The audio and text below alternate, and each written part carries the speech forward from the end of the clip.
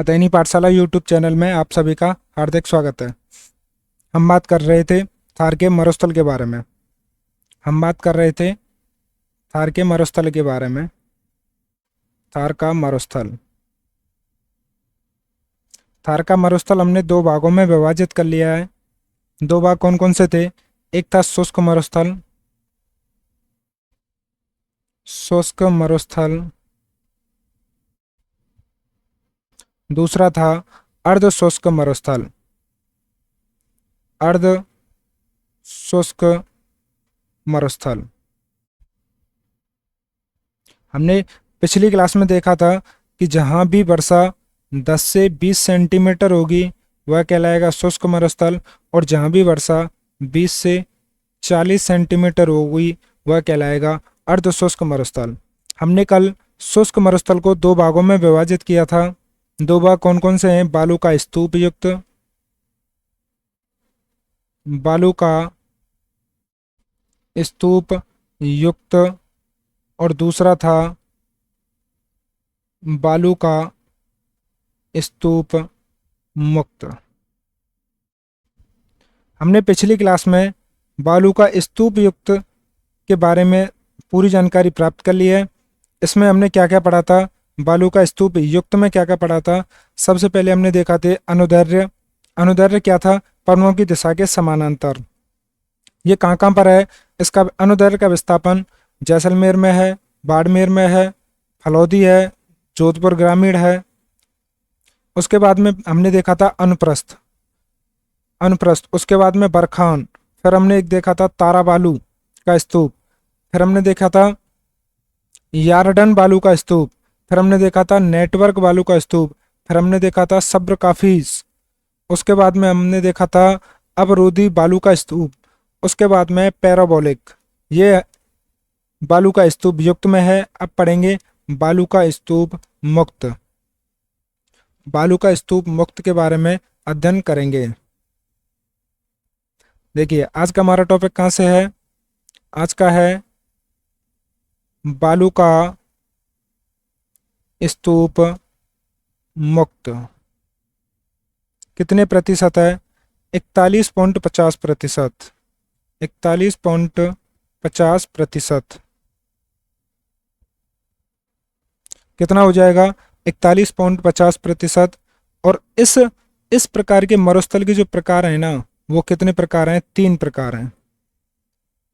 और 3 प्रकार कौन कौन से हैं? यानी कि मरुस्थल के प्रकार, मरुस्थल के प्रकार कितने प्रकार हैं? 3। फर्स्ट है हम्मादा। फर्स्ट क्या है? हम्मादा। और हम्मादा कहाँ पर है?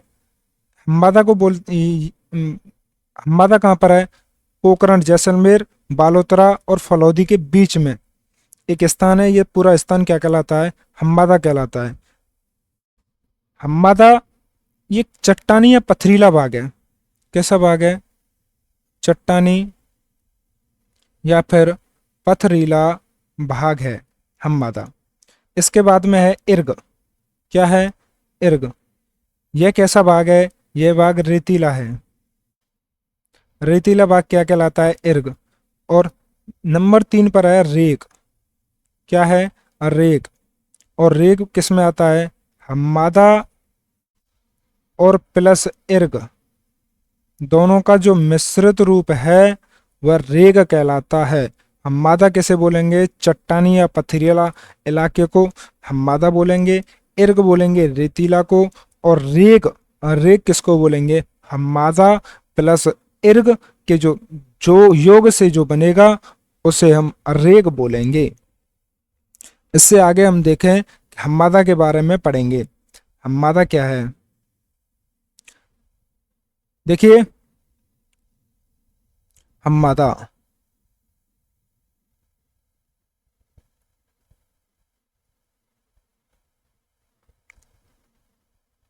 हम हम्मादा के बारे में अध्ययन कर रहे हैं। तो एक स्थान है पोखरण, जैसलमेर। पोखरण, जैसलमेर। पोखरण जैसलमेर में एक स्थान है। एक स्थान है बालोतरा। बालोतरा, ये बाड़मेर से अलग होकर जिला बना है। और एक जिला है फलौदी। कौन सा जिला है? फलौदी। इन तीनों के बीच का स्थान, इन तीनों जगहों के बीच का स्थान हम्बादा के नाम से जाना जाता है, और जिसे हम SEEZ,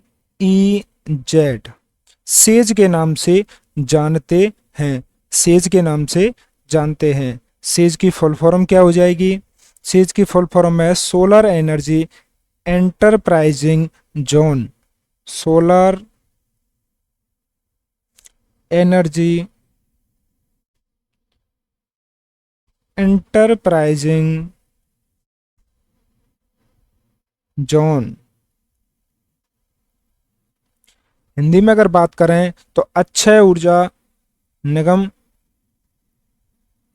अब देखिए,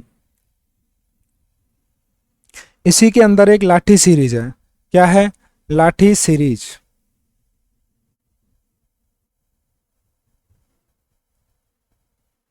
लाठी सीरीज।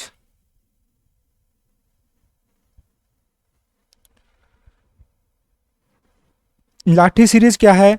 यह एक भूगर्भिक जल पट्टी है। यह है भूगर्भिक जल पट्टी है। क्या है? भूगर्भिक जल पट्टी है। इसका विस्तार कहां से कहां तक है? इसका जो विस्तार है, मोहनगढ़, मोहनगढ़ से पोकरण तक। मोहनगढ़ से पोकरण तक। मोहनगढ़ से पोकरण जैसलमेर तक। इसका विस्तार कहां से कहां तक हो जाएगा? मोहनगढ़ से पोकरण जैसलमेर तक इसका विस्तार है। इसका गांव कौन सा है? आकल। ये प्रमुख अगर गांव की बात करें तो प्रमुख गांव में कौन सी जगह पर है? आकल गांव। अगर प्रमुख गांव की बात करेंगे तो कौन सा गांव है? आकल। और अगर हम बात करें आकल वुड फोसिस पार्क कहां पर स्थित है? कौन सा? आकल वुड फोसिस पार्क। आकल वुड फोसिस पार्क यहीं पर स्थित है, जहां पर आकलवुड फोसिस पार्क में एक नलकूप है। एक नलकूप है जिसे हम चांदर नलकूप कहते हैं। क्या कहते हैं? चांदल नलकूप कहते हैं। नलकूप कहते हैं। और इस चांदल नलकूप को ही थार का गड़ा कहा जाता है। क्या कहा जाता है? थार का गड़ा। देखिए, लाठी सीरीज के बारे में क्या है कि यह एक भूगर्भिक जलपट्टी है जिसका विस्तार मोहनगढ़ से जैसलमेर तक, पोकरण जैसलमेर तक है। अगर इसके गांव की बात करें कि प्रमुख गांव कौन सा है लाठी सीरीज का, तो वह है आकल। और आकलवुड फोसिस पार्क में एक नलकूप है और उस नलकूप का नाम है चांदल नलकूप। यह एक ऐसा नलकूप है जिसमें से लगातार पानी निकल रहा है, इसलिए इस नलकूप को हम थार का गड़ा कहते हैं। इसी नलकूप को हम क्या कहते हैं? थार का गड़ा। अब हम आगे पढ़ेंगे सेवड़ घास। एक घास है सेवड़ घास। कौन सी घास है?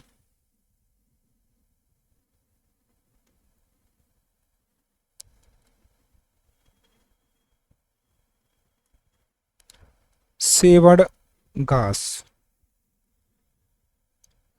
देखिए, सेवड़ घास में क्या है? सेवड़ घास यहीं पाई जाती है। इसकी प्रजनन स्थली क्या है? सेवड़ घास की गौड़ावन की प्रजनन स्थली है। किसकी प्रजनन स्थली है ये? प्रजनन स्थली गौड़ावन की।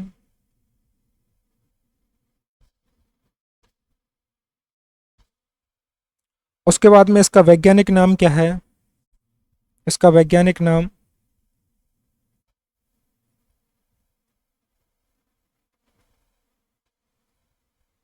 इसका वैज्ञानिक नाम है कोरियोटिस नाइग्रोसेप्ट। क्या है? कोरियोटिस नाइग्रीसेप्ट। नाइग्री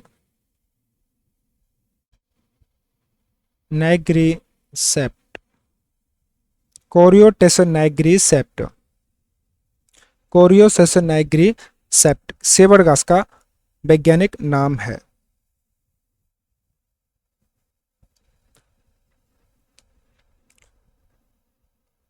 अगर इसकी जो ये जो अभी हमने पढ़ी है ना, कौन सी है? आ, लाठी सीरीज। लाठी सीरीज की लंबाई की बात करें, इसकी लंबाई 60 किलोमीटर है और इसकी चौड़ाई चौड़ाई 40 किलोमीटर है। लाठी सीरीज में ही कौन सी घास पाई जा रही है? सेवड़ घास। और इसी में ही कौन सा नलकूप है? चांदल नलकूप। चांदल नलकूप को हम क्या बोलते हैं? चांदल नलकूप को बोलते हैं थार का गड़ा। यहीं पर आकलवुड फॉसिल्स पार्क स्थित है। और कौन से गांव में? आकल गांव में। इसका विस्तार, लाठी सीरीज का विस्तार कहां से कहां तक है? मोहनगढ़ से पोखरण जैसलमेर तक। यह एक नीचे भूगर्भ पट्टी है जहां से पानी बहुत ऊपर है रेगिस्तान की अपेक्षा में। अब देखिए, अब तक हमने पढ़ लिया कौन सा? शुष्क शुष्क मरुस्थल हमारा हुआ हो गया पूरा। शुष्क मरुस्थल हमने कैसे पढ़ा? सबसे पहले हमने बालू का स्तूप युक्त, फिर उसके बाद में बालू का स्तूप मुक्त। अब हम पढ़ेंगे अर्ध शुष्क मरुस्थल। कौन सा मरुस्थल? अर्ध शुष्क मरुस्थल।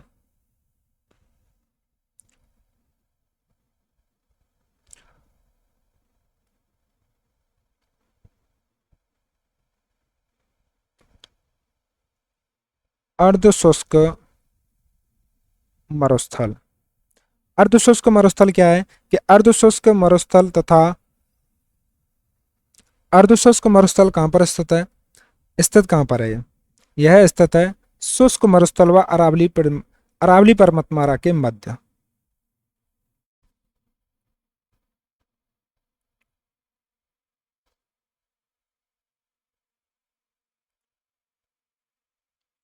कहां पर स्थित है? अरे यार,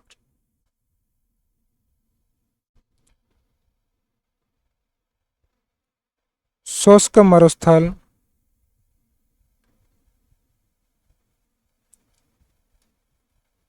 स्थित है शुष्क मरुस्थल व अरावली के मध्य। शुष्क मरुस्थल व अरावली के मध्य में स्थित है। कौन सा? अर्ध शुष्क मरुस्थल। अर्ध शुष्क मरुस्थल को दो भागों में विभाजित करने वाली रेखा है। एक रेखा समवर्षा रेखा है। समवर्षा रेखा। समवर्षा रेखा है 25 सेंटीमीटर। अर्ध शुष्क को कितने भागों में बांटती है? अर्ध शुष्क को दो भाग में। अर्ध शुष्क को दो भागों में विभाजित करती है। और थार के मरुस्थल को, थार के जो मरुस्थल है, ये अर्ध शुष्क को दो भागों में नहीं, यह शुष्क और अर्ध शुष्क मरुस्थल को दो भागों में बांटती है। कौन सी समवर्षा रेखा? 25 सेंटीमीटर समवर्षा रेखा।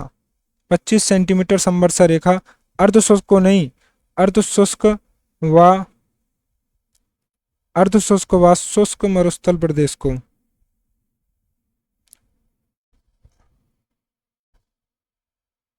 अर्ध शुष्क व शुष्क मरुस्थल प्रदेश को,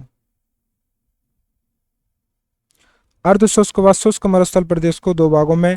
तो 25 सेंटीमीटर रेखा ही थार के मरुस्थल को बराबर दो भागों में बांटती है। यही रेखा थार के मरुस्थल को बराबर बांटती है।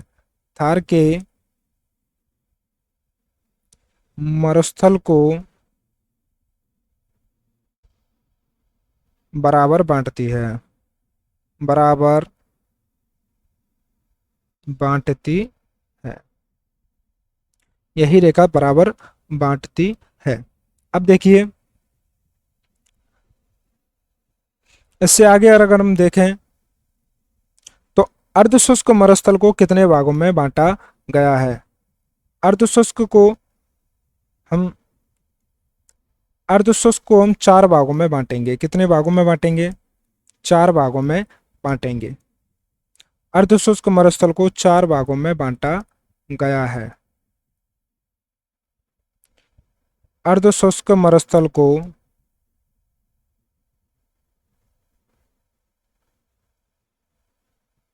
4 भागों में बांटा गया है।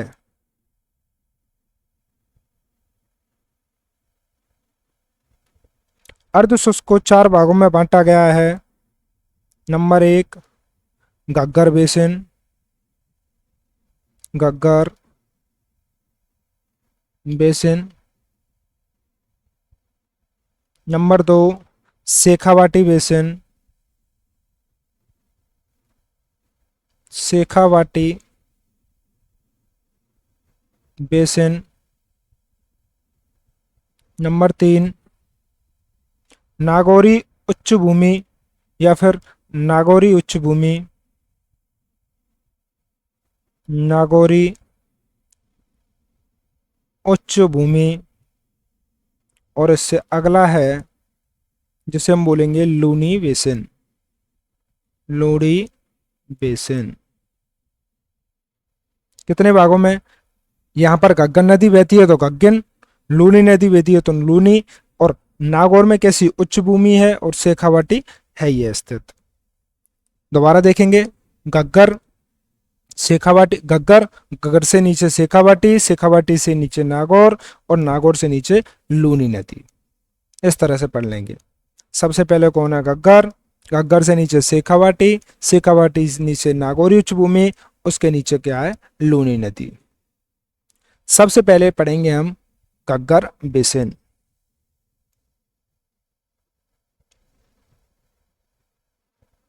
घग्गर बेसिन।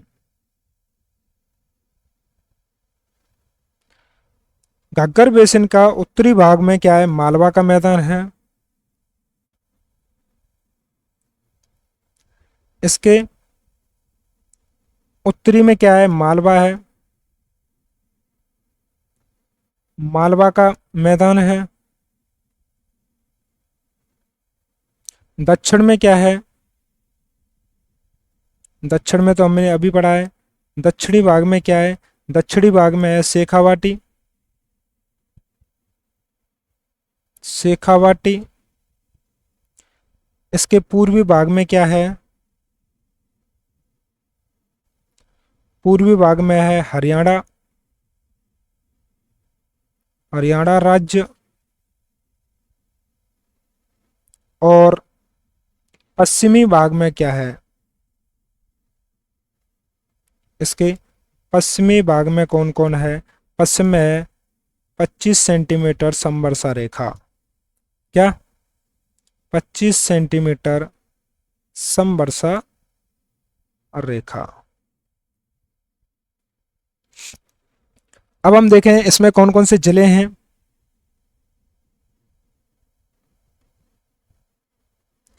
जिले कौन कौन से हैं? श्री गंगानगर, हनुमानगढ़, श्री गंगानगर,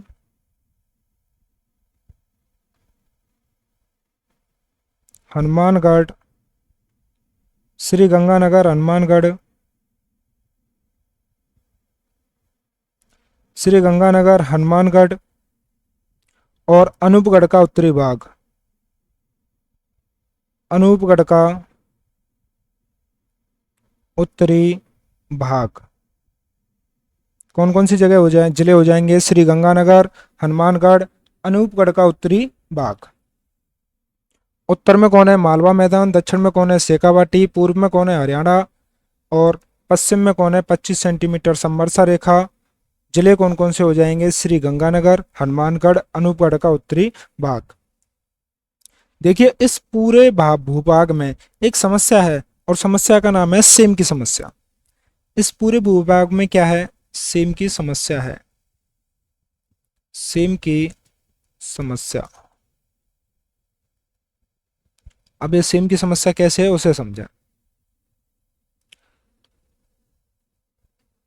देखिए यहाँ पर जल की मात्रा अधिक है। क्या है? जल की मात्रा अधिक होने के कारण, जल की मात्रा अधिक होने के कारण,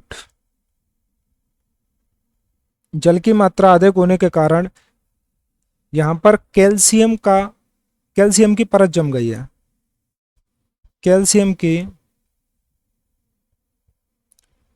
परत जम गई है। कैल्शियम की परत जम गई है। अब हम देखें सेम की समस्या ज़्यादा पानी की वजह से, और ज़्यादा पानी की वजह से क्या जम गई है? कैल्शियम की परत जम गई है। यहाँ पर जैसे ही पानी सूखता है तो पूरी की पूरी धरती सफ़ेद कलर की हो जाती है। उसी को हम क्या बोलते हैं? सेम की समस्या। सेम की समस्या को दूर करने के लिए, दूर करने के लिए सेम की समस्या को दूर करने के लिए जिप्सम या रॉक फास्फेट का प्रयोग करना चाहिए। जिप्सम या रॉक फास्फेट का प्रयोग करना चाहिए। या तो हम जिप्सम का प्रयोग करें या हम रॉक फास्फेट का प्रयोग करें। किसकी समस्या को दूर करने के लिए? सेम की समस्या को दूर करने के लिए जिप्सम या रॉक फास्फेट का प्रयोग करना चाहिए।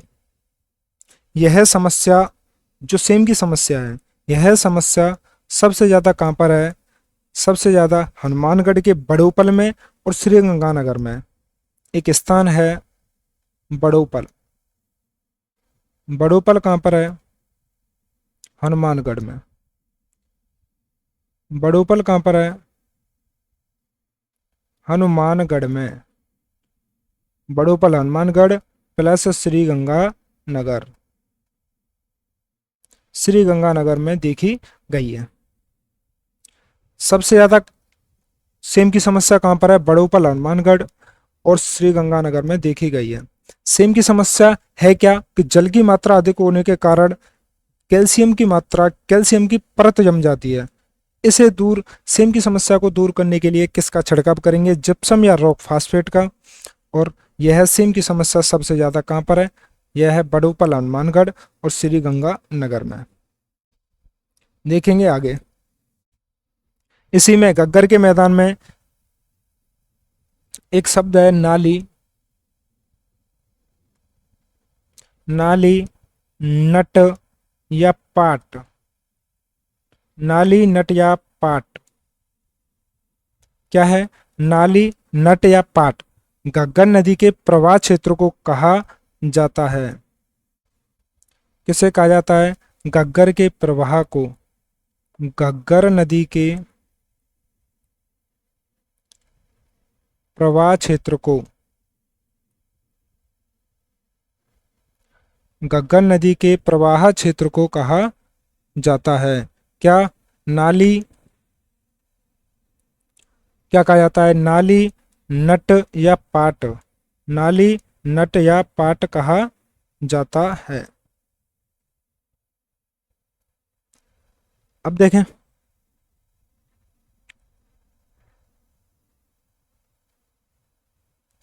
इस, देखिए इससे आगे है बग्गी क्षेत्र। बग्गी क्षेत्र कौन सा क्षेत्र है? बग्गी क्षेत्र। और यह क्षेत्र कैसा है? उपजाऊ है।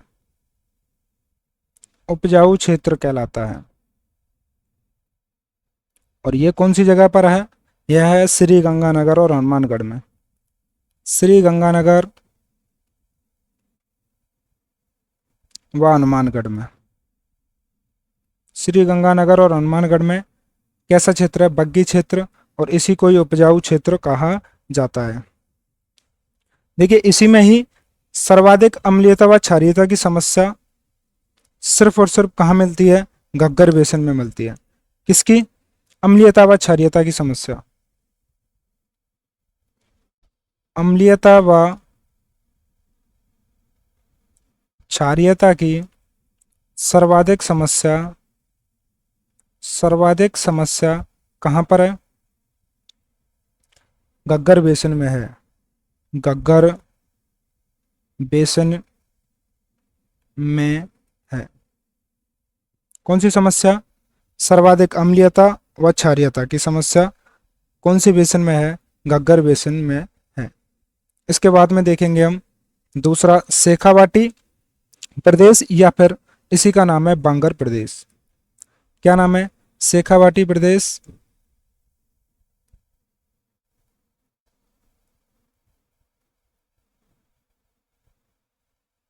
शेखावाटी प्रदेश, या फिर हम क्या बोल देंगे? बांगर प्रदेश। शेखावाटी प्रदेश व बांगर प्रदेश। अब देखिए इसमें कौन कौन से क्षेत्र हैं, यानी कौन कौन से जिले हैं। इसके क्षेत्रों की बात करें, इसमें जिले हैं चोरू, सीकर, झुंझुनू। चोरू, सीकर,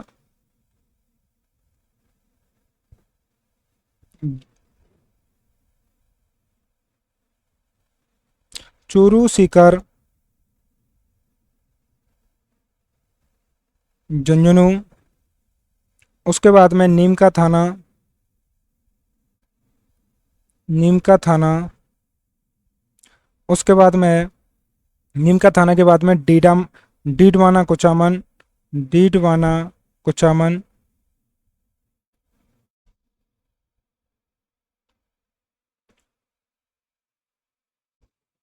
ये इसके जिले हो जाएंगे। देखिए जो घग्गर का मैदान था उस पर सेम की समस्या थी, और इस बार वहां किसकी परत थी? कैल्शियम की परत। और यहाँ किसकी परत है? चूने की परत। किसकी परत पाई जाती है? परत पाई जाती है, किसकी परत पाई जाती है? चूने की। चूने की परत पाई जाती है। इस कारण इसका जल जो है नीचे बहता है, चूने की परत में नीचे बहता है। देखिए यहाँ की जो मिट्टी है वो कैसी मिट्टी है? यहाँ की मिट्टी रेतीली मिट्टी है। मिट्टी कैसी है यहाँ पर? रेतीली, मरुस्थलीय। हम रेतीली मिट्टी को ही क्या बोल देते हैं? मरुस्थलीय मिट्टी। और यहाँ यहाँ पर एक और है, यहाँ पर वनस्पति की कमी के कारण यहाँ पर दैनिक जो तापांतर है ना वो बहुत अधिक है। वनस्पति कम होने के कारण, कम होने के कारण दैनिक ताप दैनिक तापांतर अधिक होता है। दैनिक तापांतर अधिक होता है। देखिए क्षेत्र कौन सा है? चूरू, सीकर, झुंझुनू, नीम का थाना, डीडवाना, कुचामन। इसमें परत पाई जाती है चूने की। मिट्टी कैसी है? रेतीली व मरुस्थलीय मिट्टी। वनस्पति कम होने के कारण, शेखावाटी क्षेत्र में वनस्पति कम होने के कारण यहाँ पर दैनिक तापांतर कैसा होता है? अधिक होता है। हमने उनकी बात करी है। देखिए शेखावाटी क्षेत्र के उत्तर में कौन है? इसके उत्तरी भाग में है घग्गर बेसिन, घग्गर बेसिन। इसके इसके दक्षिणी भाग में है, उत्तरी में कौन हो गया? घग्गर बेसिन। दक्षिण में है नागौरी उच्च भूमि, नागौरी, नागौरी उच्च भूमि। और इसके पूर्व में कौन है? पूर्वी भाग में कौन? पूर्वी भाग में है अरावली प्रदेश, अरावली प्रदेश। और इसके पश्चिमी भाग में कौन है? इसके पश्चिमी भाग में है शुष्क प्रदेश, यानी कि शुष्क मरुस्थल। उत्तरी भाग में घग्गर बेसिन, दक्षिणी भाग में नागौरी उच्च भूमि, पूर्वी भाग में अरावली प्रदेश और पश्चिमी भाग में शुष्क मरुस्थल। इसके बाद में कौन सा है, देखिए क्या पढ़ा था हमने, शेखावाटी प्रदेश यानी बांगर प्रदेश क्षेत्र कौन कौन से हैं, चूरू, सीकर, झुंझुनू, नीमका थाना, डीडवाना, कुचामन। यहाँ परत किसकी पाई जा रही है, चूने की। मिट्टी कैसी है, रेतीली मरुस्थलीय। वनस्पति कम होने के कारण दैनिक तापांतर अधिक होता है। उसके बाद में यानी कि इसके उत्तर में कौन है, घग्गर बेसिन। दक्षिण में कौन है, नागौरी उच्च भूमि। पूर्व में कौन है, अरावली प्रदेश। पश्चिम में कौन है, शुष्क मरुस्थल। अब देखिए तीसरे पे कौन था, नागौरी उच्च भूमि। नागौरी उच्च भूमि, नागौरी उच्च भूमि। ये कहाँ कौन कौन से जिले में है? इसका विस्तार कहाँ कहाँ पर है, विस्तार देखें। सबसे पहले नागौर, उसके बाद में डीडवाना कुचामन, डीडवाना कुचामन, और उसके बाद में अजमेर। तीन जिलों में विस्तार है, नागौर में, डीडवाना में और अजमेर में। इसका पूर्वी विभाग किधर है, नागौरी उच्च भूमि का पूर्वी विभाग कैसे संपर्क करता है, अरावली पर्वतमाला, अरावली से है। पश्चिमी किससे संपर्क में है, पश्चिमी भाग शुष्क मरुस्थल से।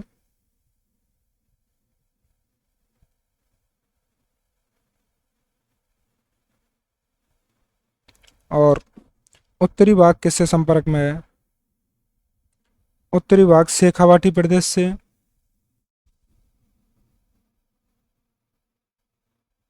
शेखावाटी प्रदेश से। और दक्षिणी भाग किससे संबंधित है, दक्षिणी भाग, दक्षिणी भाग लूनी बेसन को स्पर्श करता है, लूनी बेसन को स्पर्श करता है। देखिए इसका विस्तार नागौर में, डीडवाना कुचामन में और अजमेर में। पूर्वी भाग अरावली भाग को, पश्चिमी भाग शुष्क मरुस्थल को, उत्तरी भाग शेखावाटी प्रदेश को और दक्षिणी भाग लूनी बेसन को स्पर्श करता है। देखिए इसमें एक बेल्ट पाई जाती है जिसे हम बोलते हैं कुबट, कुबड़ पट्टी या बांका पट्टी या फिलोसिस पट्टी या हंच बेल्ट। कितने सारे नाम हैं, देखिए पहला नाम कौन सा है, कुबड़ पट्टी, कुबड़ पट्टी। दूसरा नाम है इसका बांका पट्टी, बांका पट्टी। एक और नाम है इसका फ्लोरोसिस, फ्लोरोसिस पट्टी। और लास्ट नेम है इसका हांच बेल्ट, हांच बेल्ट।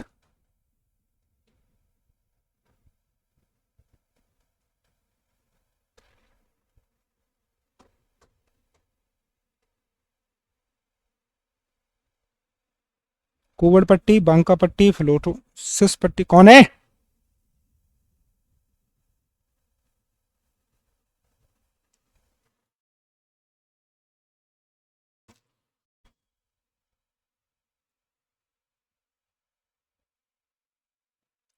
कुबड़ पट्टी है, बांका पट्टी, फ्लोरोसिस पट्टी और आंच बेल्ट।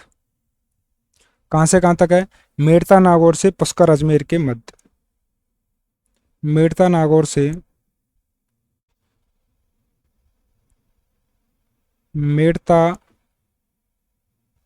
नागौर से पुष्कर अजमेर तक, मेड़ता नागौर से पुष्कर अजमेर के मध्य में स्थित है। देखिए जो नागौरी उच्च भूमि है इसकी समुद्र तल से ऊंचाई कितनी है, समुद्र तल से ऊंचाई, इसकी समुद्र तल से जो ऊंचाई है 300 से 500 मीटर है, 300 से 500 मीटर तक है, 300 से 500 मीटर तक है। इससे अगला है लूनी बेसिन। नंबर 4 पर कौन सा बेसिन है? Loni basin. Loni basin. Loni basin का हम विस्तार देखते हैं। इसका विस्तार सबसे पहले अजमेर, अजमेर के बाद नागौर, नागौर के बाद ब्यावर, ब्यावर के बाद जोधपुर ग्रामीण, जोधपुर ग्रामीण, जोधपुर ग्रामीण के बाद जालौर, जालौर, जालौर के बाद सांचौर, सांचौर के बाद बालोतरा, बालोतरा के बाद में देखते हैं बाड़मेर, बाड़मेर। इस नदी का, नदी बेसिन का अर्थ क्या है? नदी बेसिन किसे कहते हैं? नदी बेसिन कहते हैं एक नदी तथा उसके सहायक नदियां। नदी जैसे लूनी बेसिन है, तो नदी कोई बेसिन, लूनी बेसिन का मतलब क्या हुआ? लूनी नदी और इसकी सहायक नदियां। देखिए इस क्षेत्र में क्या क्या स्थित है? इस क्षेत्र में 56 की पहाड़ियां स्थित हैं। इस क्षेत्र में 56 की पहाड़ी स्थित है। 56 की पहाड़ी। और 56 की पहाड़ी कहाँ पर स्थित है? बालोतरा में। पहले ये बाड़मेर में आती थी, लेकिन अब कहाँ पर है? बालोतरा में है। इसी 56 की पहाड़ियों में एक जगह है पिपलूद। कौन सी जगह है? पिपलूद। और पिपलूद में मरुस्थल की सर्वाधिक वर्षा होती है। यानी कि मरुस्थल है पिपलूद, बालोतरा मरुस्थल है, 56 की पहाड़ी मरुस्थल में है, पिपलूद भी मरुस्थल में है। तो पिपलूद में प्रॉपरली मरुस्थल की बात करें तो पिपलूद में सर्वाधिक वर्षा होती है, सर्वाधिक वर्षा। इसीलिए पिपलूद को क्या कहते हैं? पिपलूद को बोलते हैं मरुस्थल का माउंट आबू। मरुस्थल का माउंट आबू, मरुस्थल का माउंट आबू।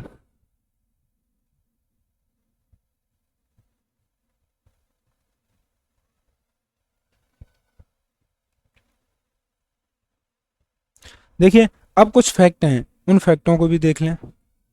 फैक्ट क्या क्या है? जैसे नखलिस्तान किसे कहते हैं? क्या है नखलिस्तान?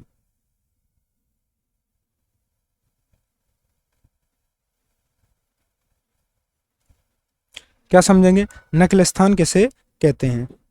मरुस्थल में कोई भी झील है, मरुस्थल में स्थित झील, कोई भी मरुस्थल है, स्थित झील के चारों ओर, झील के चारों ओर जो हरियाली होती है, झील के चारों ओर हरियाली पनप जाती है, पनप जाती है, जिसे हम क्या कहते हैं? नखलिस्तान कहते हैं। देखिए एक है बालसन। क्या है? बालसन। बालसन भी मरुस्थल से संबंधित है। मरुस्थल में दो पर्वतों के मध्य में जो झील होगी बालसन झील कहलाएगी। मरुस्थल में दो पर्वतों के मध्य झील, दो पर्वतों के मध्य झील क्या कहलाती है? बालसन झील कहलाती है। जैसे कि कौन सी झील है? सांबर झील।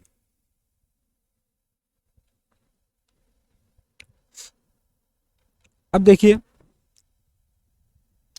थार के मरुस्थल कौन कौन से संभाग में स्थित है? थार का मरुस्थल कौन कौन से संभाग में स्थित है? तो इसके लिए 7 संभाग हैं।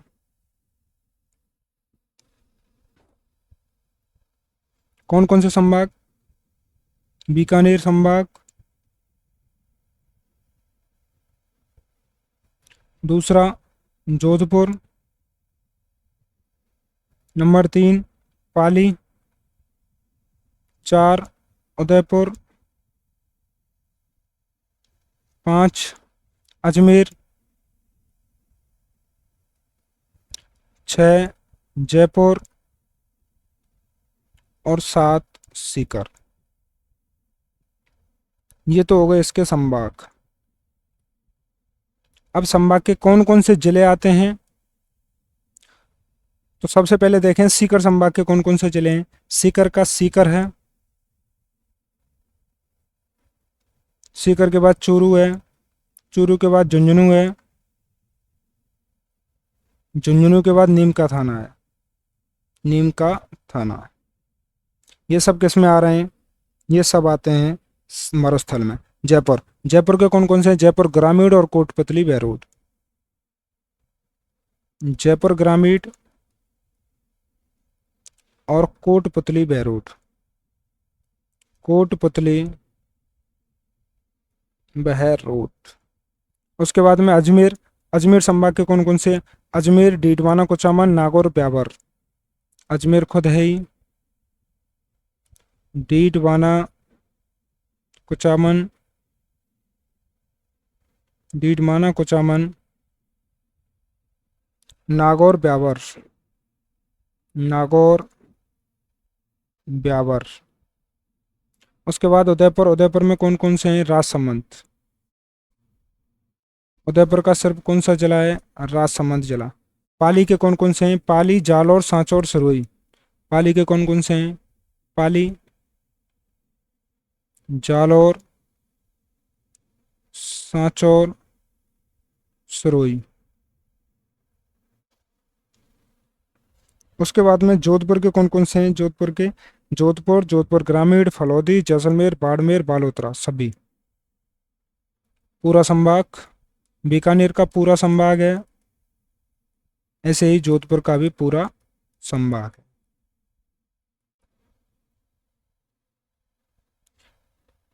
इससे आगे हम कल पढ़ेंगे, और कल हम क्लास पढ़ेंगे अरावली पर्वतमाला। अरावली पर्वतमाला के बारे में हम कल अध्ययन करेंगे। धन्यवाद आप सभी का।